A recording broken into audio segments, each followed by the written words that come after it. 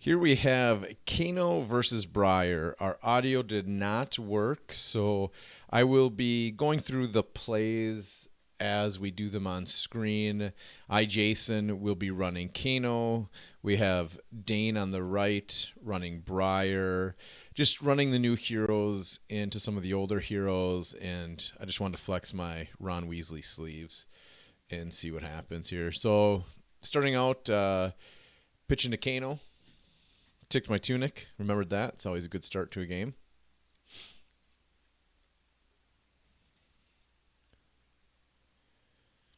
And Dane is running a Null Rune 2 package. So he can block 2 max. I'm very indecisive about this first turn of what I want to do. So I Sonic Boom, banish Sonic Boom. I can play that as an instant. I then go Stir into Sonic, so that will be a 6 attack.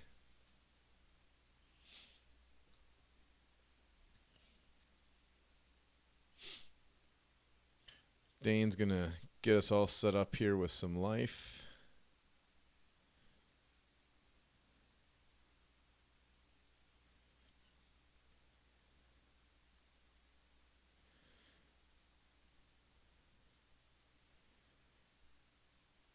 And he took the damage, and by the looks of it, and I did not take the Sonic Boom effect. I'm not sure what I did there. So, misplay by me. So much easier to see this when you're not doing it. I'm not sure what I was thinking there. This is Mavrian Skies into a, I believe that's a Vela Flash. It was fused. I'm going to get my life down to 30 right away. I still don't know what I was thinking on that Sonic Boom. That's going to bother me. I'll have to go back and watch that one later. Block. Go again, making a Rune Chant. Block 3, took 2.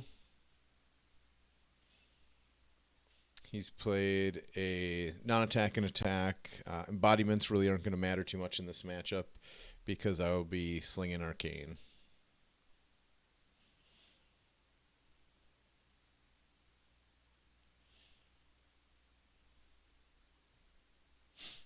Dane coming in again, fusing it, 1 Arcane, and then 5 physical, and Arsenal and pass.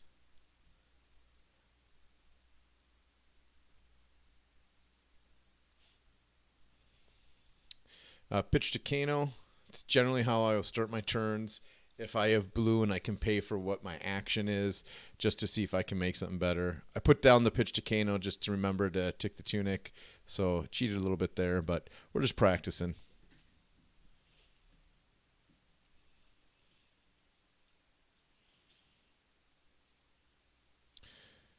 Playing a Reverberate. I believe that's a blue Reverberate, so this is a 2 attack. Dane's going to take it. I'm going to Arsenal pass, try to set up for bigger turns in the future.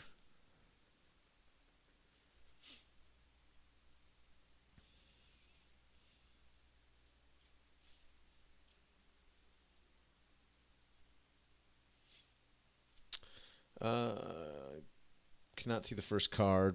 Followed up by Ball Lightning, so he's getting his non-attack action, followed by his Ball Lightning. If it hits, does 1 more damage. Now he's going to Gorgamian Tome, which gets his second non-attack action, which will get the embodiment into another Ball Lightning.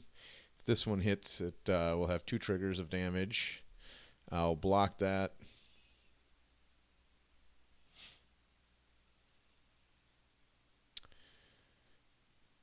And I believe that is a Sting of Sorcery. I'll double check on that.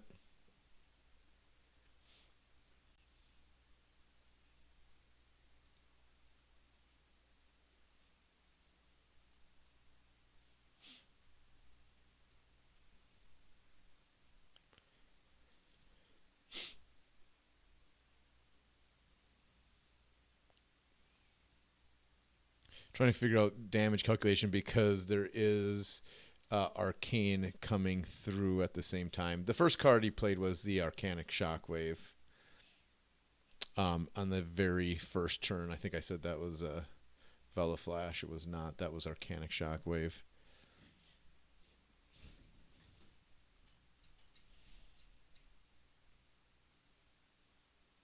I'm going to pitch to Kano here.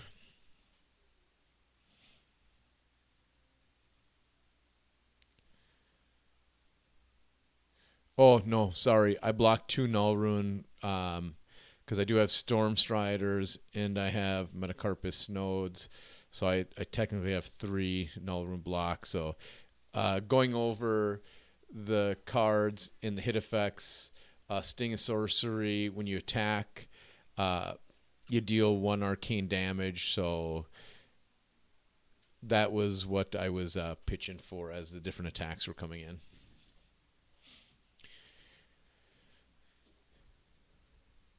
Dane's up to a healthy lead, 34-9.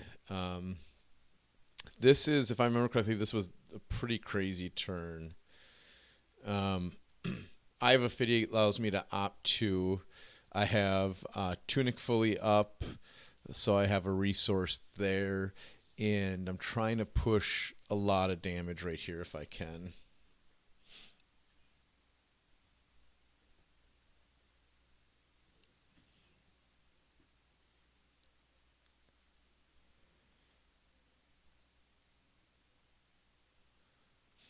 This must not be the super crazy. So play, I believe that one is Aether Flare.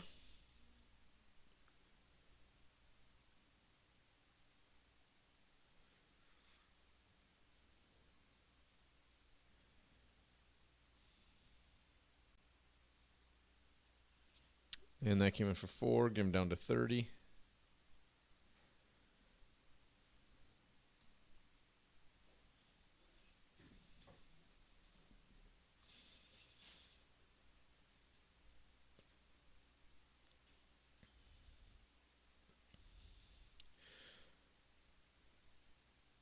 And that's Dane with Weave Lightning.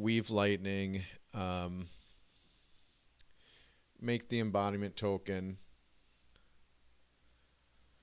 or the lightning token so that his attack gets go again, which will then turn on his Rosetta.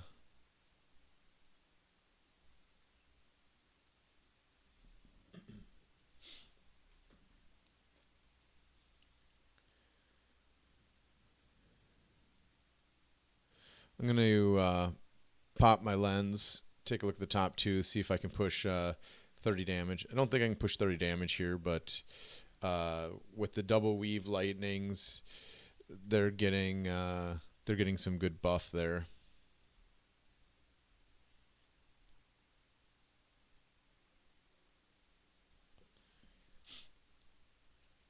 And he has 2 resources floating.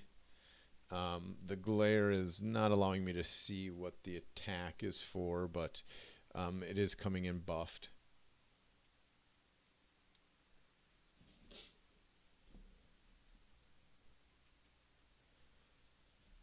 And if I'm guessing he's showing lethal because I'm considering trying to make some Kano things happen here.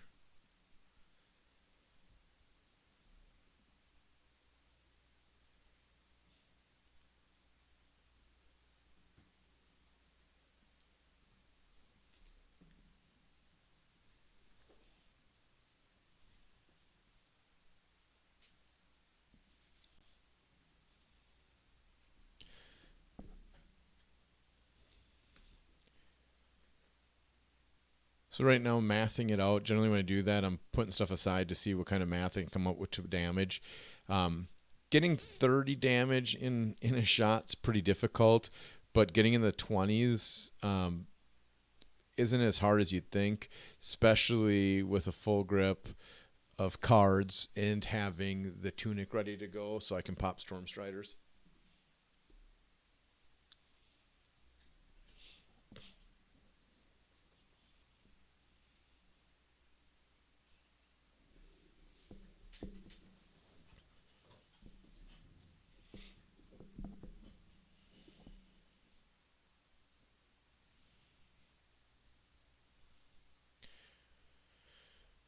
And here the hand gesturing is mathing out this turn. So mathing out the full damage that I'm going to get from his attack. So I'm making sure I know exactly what his attacks are.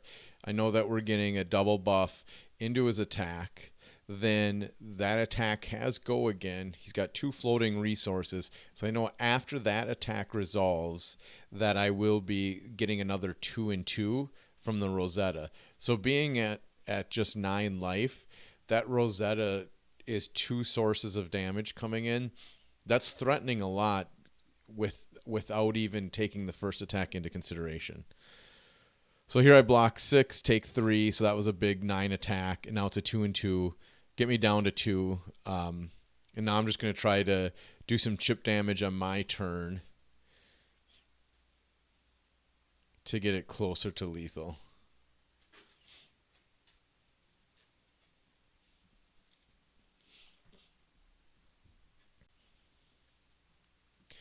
And that'll just be a Sonic Boom for 4.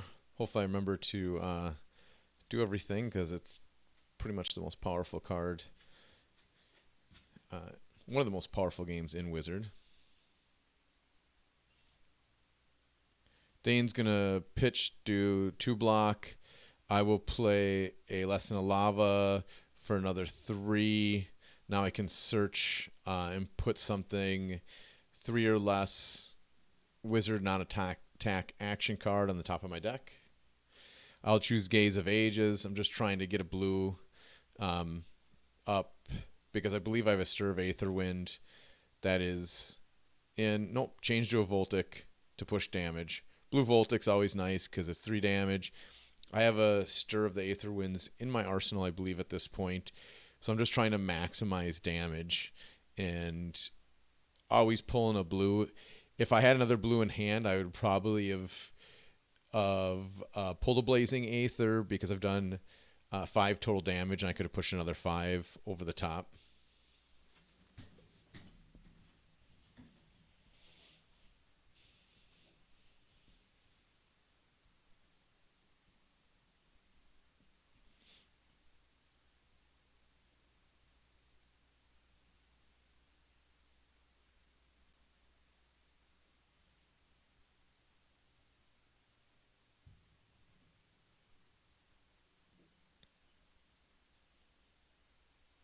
And I just brought that card over because that would have gone on top of my deck. But there was no point. It was end of turn. So just drawing up to the 4. That's why I put it over where I did. This is a scary turn. Plunder run into a Ball Lightning. Forced to block it. I believe it was a 2 or 3. It'd been a small ball lightning. 1 card block it. With the go again into the Rosetta.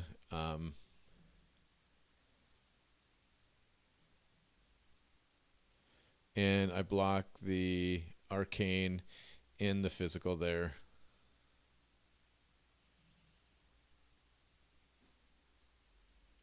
And just snapping back for 3. Just using my Tunic, just trying to push any damage I can at this point.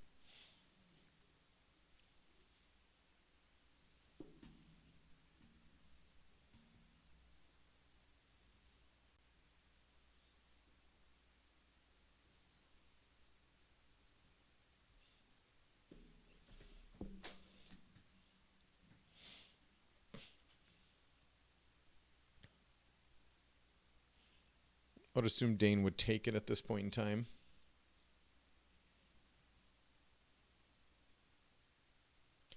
At 25 health.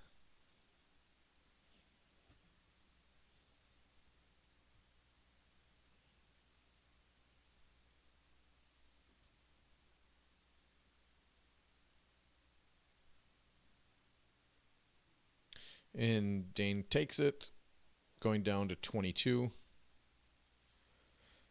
He only needs to... He can fatigue my hand pretty easily here, so he's just going to push as much through as he can, make me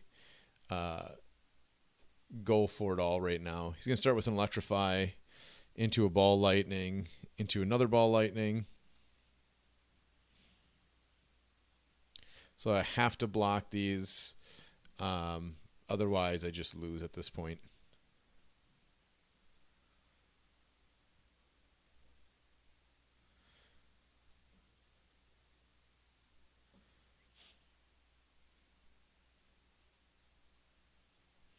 Block out, took 1 arcane. Just trying to find a good hand right now. I believe the stir is still sitting there. Forgot to take my tunic. We'll see if I cheat and reach over and throw it at 1. I do not. I think I see the writing on the wall at this point.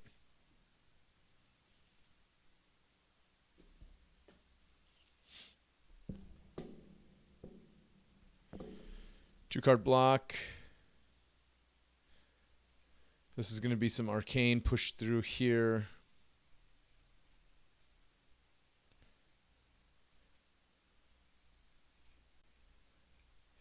With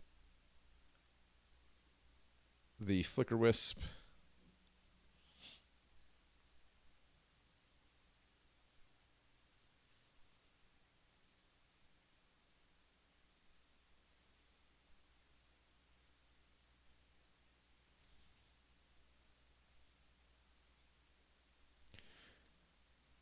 Yep, block out there.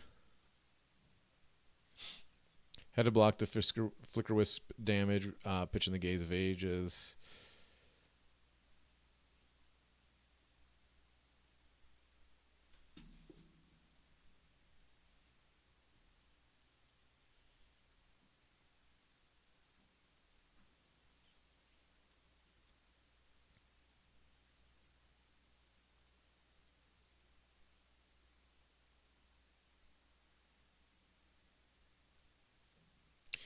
I draw up and pass.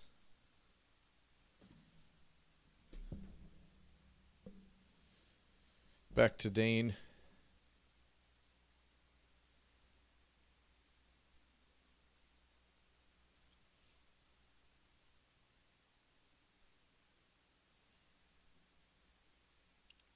Trying to find red. I believe I remember correctly seeing a lot of blue in this game. So I'm trying to find red so I can actually push threats, and just didn't see them early. Probably should have blocked a little bit heavier.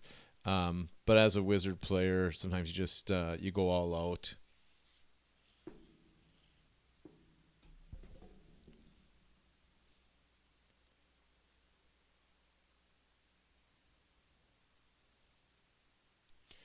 I'm going to bust it. I'm just going to go for it, knowing that I'm going to lose. Try to push as much damage as I can. Aether Spindle, just because I'm going to try to see if there's anything that's on top deck that I can do anything with. So this one's going to come in for a 7. Unless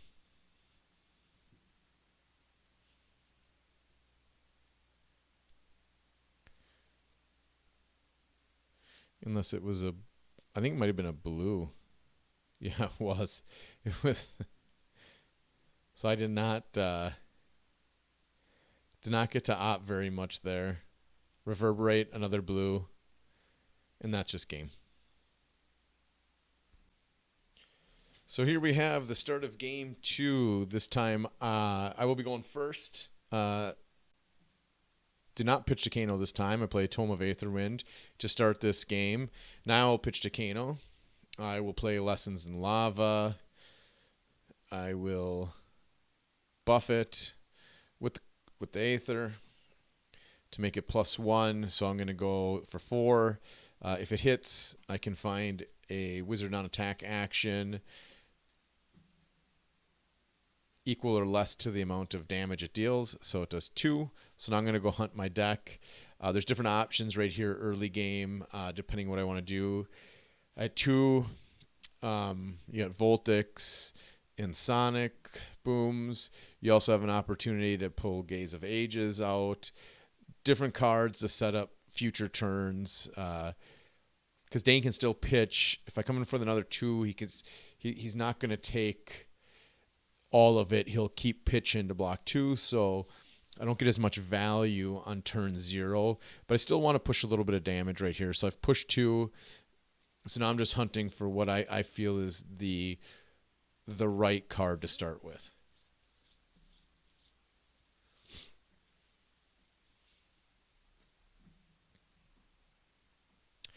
Gaze of Ages, put that on top. Now I will pitch to Kano. I had to pitch 2 cards. One was a Stir. One was a Sonic Boom. Now I'm going to opt 2. See what I have. It looks like I might have another Stir in hand, and that's why I pitched 1.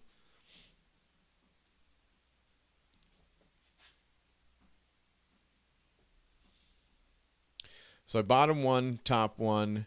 The gaze comes back to hand, which is good because now I have that blue. So having the blue going into my next turn is great. And then I believe I had another Stir that I arsenaled. So whatever card I put on top off of the gaze opt is probably something that's going to push damage. So I might be taking damage here because I know I can push a good amount on my next turn. Dane's going to start with a Flicker Wisp, fusing it with a Ball Lightning. I'm going to play a Cindering Foresight. So that's going to allow me to opt 3 and give my next instance of arcane damage +1. I left them all 3 on top. So that's usually a good sign. If I'm leaving all 3 on top, it means I really liked what was up there. It's not usual that you leave them all 3. So now Dane will come in with an attack of an Arcanic Shockwave. I'm going to pitch to Kano. I'm going to play a Reverberate.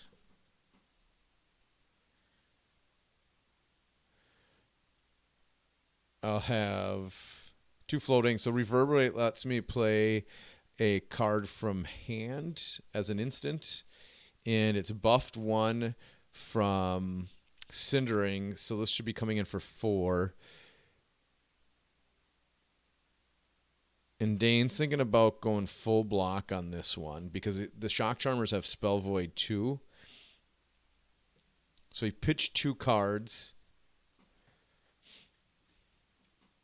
because he doesn't want the turn to get out of hand. So it's a good block here because that's just going to buff the next attack. So if it's a big attack, it could really get out of control. Or not buff, but allows me to play. So if so he does not want me to be able to play a card for free.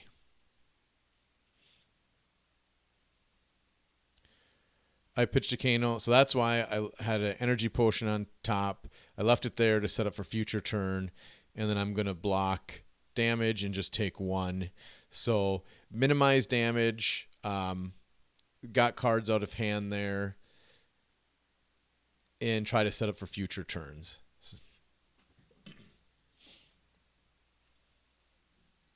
I think that's the key to any deck is just trying to minimize the damage you take and stack your pitch, especially in Kano, but all decks can do the same. I tunicked. Looks like I missed it and passed. And it'll be back to Dane.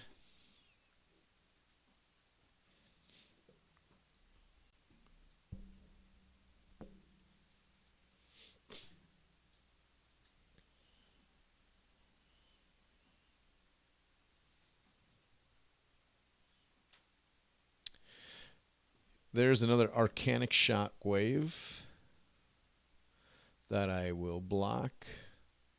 So no damage take, so I'm guessing it is a yellow or blue pitch on that one. And then he passes. That time I took the Tunic, pitch to Kano. I always like to start my turn pitching to Kano just because it can set off your turn a lot more than if you don't. This is an Aether Flare, so this will buff my next attack. So this is 4.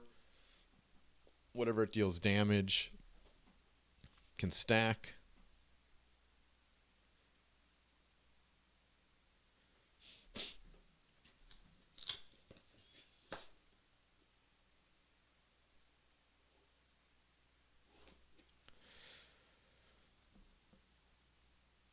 So that was 2. So then that one will come in for 5. And I must have been a blue. That must have been a blue snapback that he only took 3. Because it would have been 2 from the Aether Flare and then 1 from the snapback. So as you can see, in game 2 here, it's a little bit different. Pushing more damage. Dane had to drop hand to protect that one turn. That could have got out of control, so that was a good block by Dane. So now we go Plunder Run from Arsenal into a Flicker Wisp.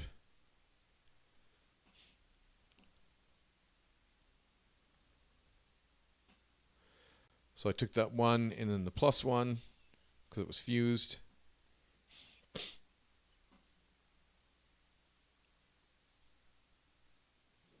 Now he'll come in from an E-Strike that will be buffed.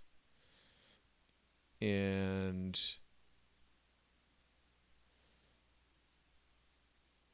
I'll pitch to Kano with the eye.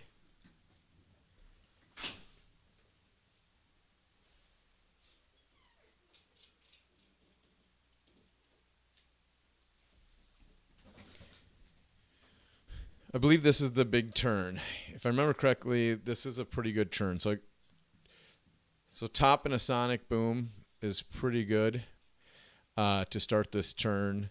Now I'm going to break the lens before I play the boom because you cannot break lens in response to Sonic Boom. So I'm seeing what I can get. Now I put the both on top, which usually is not good for the opposing player because it means I have another good card. So I'm going to pitch to play the Sonic Boom of one floating. I'm just running it for 3 because Dane's out of cards. I don't need to buff it right now, knowing I'll be able to play my next card.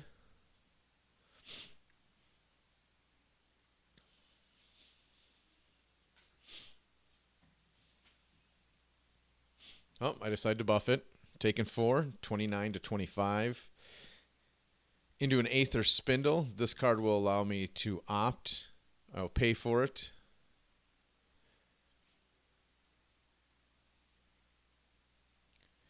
No buff on that, so I opt the top 4 cards.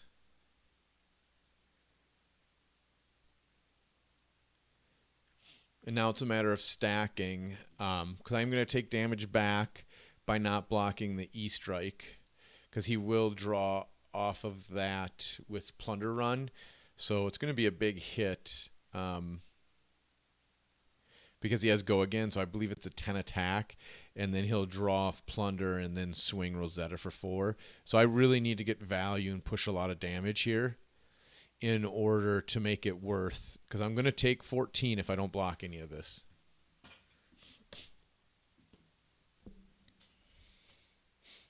So this is a big turn for the both of us right now.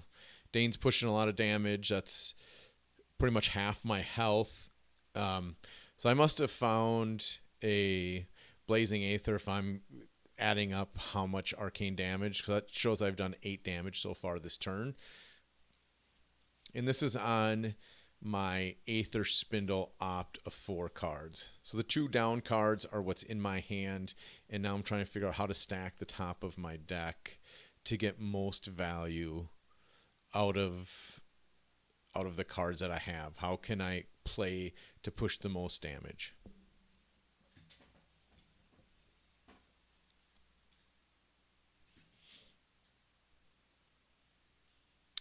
Yep, I was just pointing, I have the energy potion, so now I'm just mathing everything together, and I'm probably explaining to Dane that I'm mathing it out. I believe Dane, when we did this, I started smiling. He's like, uh-oh, that's not good if you're smiling about that. So I left the top the same. Top was a Tome of Aetherwind. I draw 1, and I believe I buff the next instance of Arcane. That's why I only drew 1. So now I'm going to do my ability, doing a Voltic Bolt for 6, 5, and 1 off the Tome of Aetherwind. So now I'm up to 14 total damage, and I'll come in behind it with a Blazing Aetherwind for another 14. So I believe Dane was in the 30s to start that turn. So that was over a 30 damage Kano turn. And then knowing what's happened, I take all that damage back. And now we're making sure we get all the instances of Arcane. So there was about 50 damage done on that turn between the both of us. So that was a huge turn for both players. Obviously, as a Wizard player, I'll trade that damage just because if I can get into 4 on Arcane Block 2, I only need a 6 attack. And I have Storm Striders ready to go, and I can buff anything with Node, Martyr Carpet's Node in my Crucible. So Dane's coming in for an E-Strike.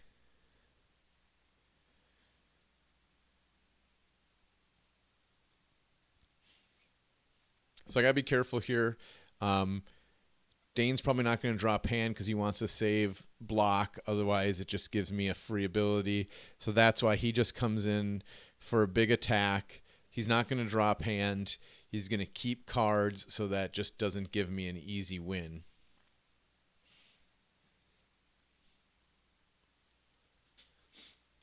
I believe that's a blue pitch.